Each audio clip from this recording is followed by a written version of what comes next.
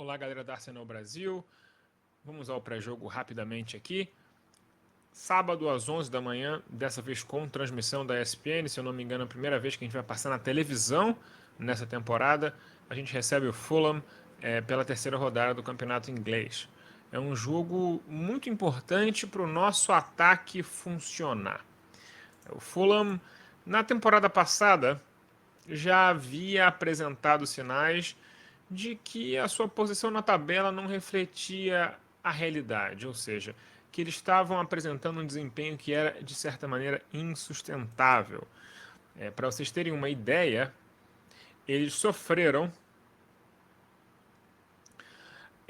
72 expected goals contra e tomaram apenas 55, ou seja, eles foram muito melhores do que eles deveriam ter sido do ponto de vista defensivo. E nessa temporada parece que a tônica é a mesma. Nesses primeiros dois jogos eles já tiveram 6.4 expected goals contra eles, né? Perderam a partida contra o Brentford de 3-0, tomaram uma traulitada e estão com a espinha dorsal do time muito prejudicada, né? Na temporada passada, haviam três jogadores fundamentais para o funcionamento do Fulham: o centroavante Mitrovic, o volante Palhinha e o zagueiro Tim Ream. Mitrovic agora joga na Arábia Saudita. Palhinha deslocou o ombro na pré-temporada, jogou apenas 20 minutos contra o Brentford, ainda não está bem. E o Tim Ream foi expulso, está suspenso, não joga contra o Arsenal. Então o Fulham vem ao Emirates sem a sua espinha dorsal. Um time que tem muita dificuldade defensiva, não foi muito bem ofensivamente em seus jogos também, criou poucas oportunidades. Parece que a sua vitória na primeira rodada contra o fraquíssimo, se eu não me engano, eles jogaram contra o. Contra quem eles jogaram? Ai meu Deus. Eles jogaram contra o Sheffield. Foi isso? Enfim. Desculpa, travei aqui. Me perdi nas minhas anotações. Mas enfim. Não tiveram um desafio tão grande assim na primeira rodada. Na segunda tomaram uma paulada do Brentford. E estão cedendo muitas chances, estão muito vulneráveis, estão muito fracos, né? Então eu acredito que seja um jogo muito bom para a gente engrenar. Dito isso, eu só faria uma alteração, duas no caso, né? Uma forçada, a suspensão do Tomiasso, voltaria com o Zinchenko na lateral esquerda, o que me faria mexer de certa forma no esquema do time. Eu falei bastante sobre isso no vídeo de tática, se você não viu, eu postei um vídeo de 25 minutos sobre tática na quinta-feira, lá no YouTube da Arsenal Brasil, se você quiser conferir. Mas, em geral, para a gente voltar com o nosso time, digamos assim, base da temporada passada, eu gostaria de ver talvez o, o Partey ir para o banco mesmo e a gente jogar com meio campo. E aí eu vou dar a escalação que eu gostaria de ver, né?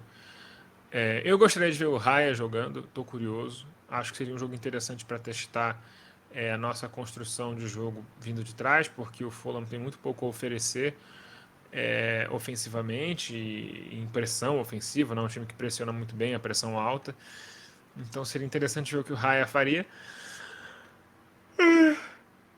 Perdão.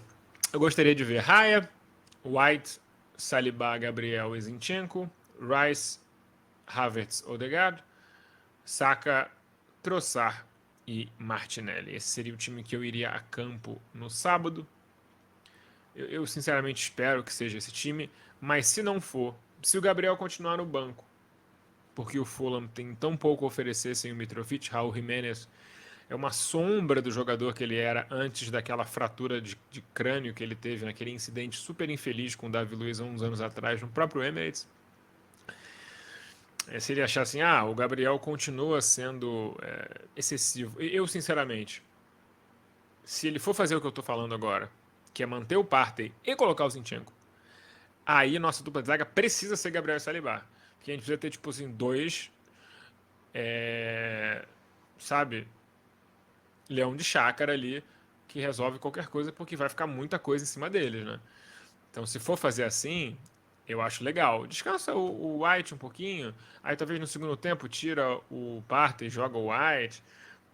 Eu acho que a administração da questão física do Zinchenko e do Partey, você pode, se na cabeça do Arteta ele atrelar as duas e falar assim, ó, tem que estar em forma nos jogos. Então agora que eu tenho como colocar o Zinchenko, eu descanso um pouco o Partey, depois eu descanso um pouco o Zinchenko e fico alternando. Se durar a temporada inteira a gente conseguir ser produtivo, por mim é aceitável. Dito isso, por que eu trocaria o Ed pelo Trossard? Foi uma coisa que até não falei muito no post das táticas, porque eu acho que não era muito pertinente. Mas qual é o meu problema com o Ed? É que se você olha para as estatísticas e meu teste do olhar, eles parecem se encontrar em algum lugar. Que é o seguinte, o Ed, na sua carreira inteira, ele produz muito mais chances do que gols. Ou seja, o expected goals dele é muito mais alto do que a conversão dele. Ele precisa de muitas chances para fazer gols. Se eu quiser ter um atacante que é pouco eficaz na frente do gol, eu coloco o Havertz centroavante e fortaleço meu meio campo para criar mais oportunidades para o Martinelli, para o Saka, enfim. Né? Faz sentido. E se eu quero alguém que seja mais letal e mais criativo do que o Ed, eu tenho o Trossard. Já que a ideia é adaptar completamente o Havertz à posição desse meia barra falso centroavante, né, que ele joga, uma espécie de segundo centroavante, em alguns momentos específicos do jogo ele vai para centroavante, especialmente quando a bola vem pelo alto. Eu colocaria o Trossard lá, até porque o Gabriel Jesus já está treinando normalmente. Hoje fez um treino do começo ao fim, né? Contato, tudo. Ele talvez já esteja no banco. E pode estar bom para jogar contra o United. Então, qual é o jogador mais parecido com o Gabriel Jesus? O Leandro Trossard. Então, vamos acostumar a ideia de ter um jogador de movimentação no ataque parecido com o Gabriel Jesus, que é o Leandro Trossard. Isso, para mim, faz o maior sentido. Então, é o que eu gostaria de ver. Em outras notícias, Balogun finalmente foi vendido, não temos muitos dos detalhes, mas o valor da transferência inicial parece ser na casa ali dos 40 milhões de libras, que é, digamos, um valor aceitável, dependendo das cláusulas que tiverem colocado no contrato, mas uma boa venda. E o Tierney a gente não vendeu, a gente emprestou ele para a Real Sociedad. Ele vai passar uma temporada lá, a Real Sociedad vai cobrir todos os salários, vai pagar uma taxinha para o Arsenal. Cara, se a taxa for de 1 milhão, entre premiações, salários e essa taxa, a gente vai ter economizado 10 milhões de libras numa temporada emprestando o Tierney. Não é pouca coisa. É um valor significativo. Entendeu? Então, boa sorte pro Tierney. É uma pena que ele não tenha conseguido acompanhar a evolução tática e técnica do time. Ele teve vícios que ele nunca conseguiu largar, né? O vício do chutão, o vício de querer muito a linha de fundo quando ele sabia que isso expunha demais o time, enfim. E parece que, como o Holding não treinou com o grupo, e o Tierney também não treinou com o grupo hoje, já está indo morar no País Basco, é possível que o Holding seja vendido nas próximas 24 ou 36 horas também.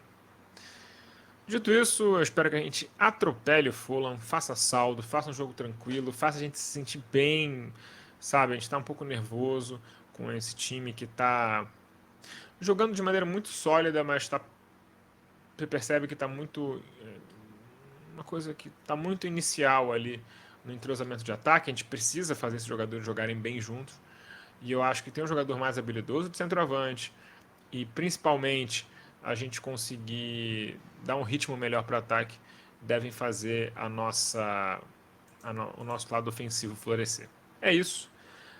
Sábado o jogo, consigo fazer um pós-jogo tranquilamente, então teremos pós-jogo. E é isso, galera. Até a próxima e espero que esteja aqui comemorando uma vitória muito tranquila e todo mundo fazendo almoço de sábado numa boa. Valeu!